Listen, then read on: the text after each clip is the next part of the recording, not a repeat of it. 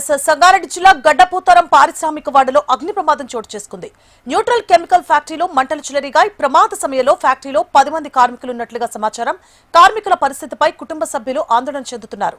ఘటనా స్థలానికి చేరుకొని ఫైర్ సిబ్బంది మంటలను అదుపులోకి తీసుకొచ్చే ప్రయత్నం చేస్తున్నారు.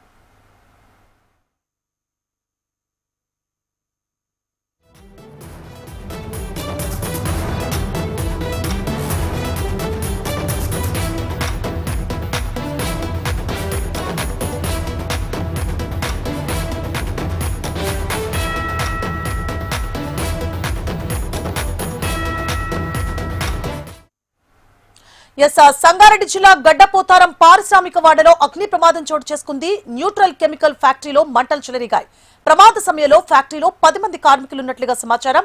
కార్మికుల పరిస్థితిపై కుటుంబ సభ్యులు ఆందోళన చెందుతున్నారు. ఘటనా స్థలానికి చేరుకుని ఫైర్ సిబ్బంది మంటలను అదుపులోకి తీసుకొచ్చే ప్రయత్నం చేస్తున్నారు. రైట్, ఇదే అంశానికి సంబంధించి పూర్తి డీటెయిల్స్ ని మా ప్రతినిధి యోగానంద్ అందిస్తారు. యోగానంద్.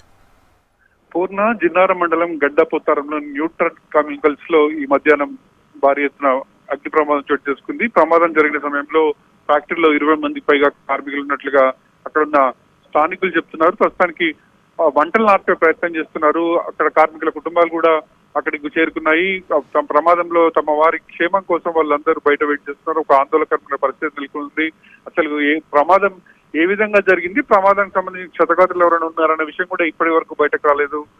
ప్రస్తుతానికి అయితే మంటలను అదుపులోకి తెచ్చే ప్రయత్నంలో ఫైర్ ఇంజన్లు మంటలు ఆరుతున్నాయి.